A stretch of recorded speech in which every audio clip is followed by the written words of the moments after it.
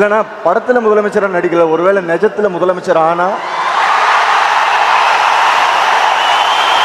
ஒரு நடிகன் நாடால ஆசைப்படுவதா ஐயோ அம்மான்னு கத்தின்னு கிடக்கிறவங்க எல்லாம் ஒரு காலத்துல நடிப்பிலேயே தத்தியா இருந்து அரசியலுக்கு வந்தவங்க தான்.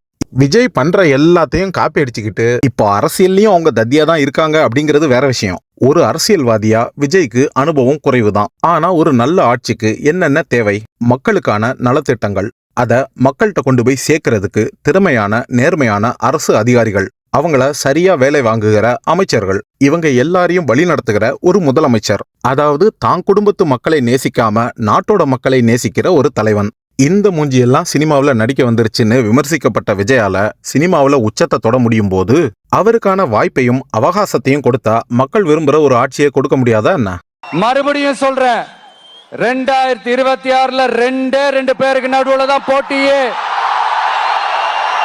ஒண்ணு இன்னொன்னு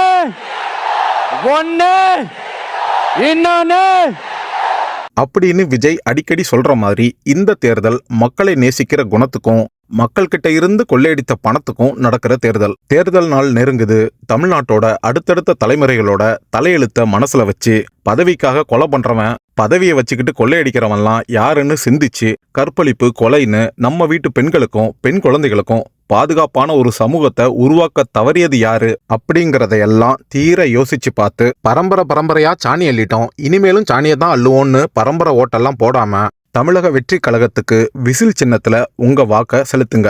இது ஒரு தலைமுறைக்கான ஒரு தேர்தல், உங்களுக்கான தேர்தல்.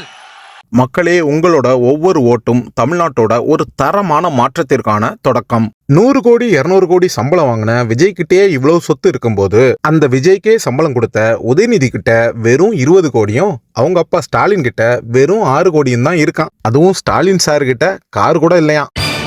இவங்கெல்லாம் எப்படிப்பட்ட திருட்டு பசங்கன்னு சுயமரியாதையும் சூடு சொரணையும் இருக்கிற யாருக்கும் நான் சொல்லி தெரிய வேண்டிய அவசியம் இல்ல. அழுத்தம் திருத்தமா சொல்றேன், நடிகன் நாட்டை ஆளலாம், தப்பில்ல. திருடங்கிட்ட ஆட்சியை கொடுக்கறத விட மக்களை நேசிக்கிற அந்த முன்னாள் நடிகனுக்கு ஒரு வாய்ப்பு கொடுக்கலாம், தப்பே இல்ல.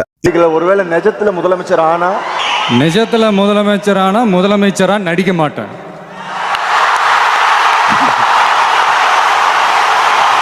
உண்மையா இருப்பேன்னு சொல்ல வந்தேங்க. இந்த வீடியோ பத்தின உங்களோட கருத்துக்களையும் உங்களோட ஆதரவு யாருக்கு ஏன் அப்படிங்கறதையும் கமெண்ட்ல சொல்லுங்க. சப்ஸ்கிரைப் டு டோல் டப்பி.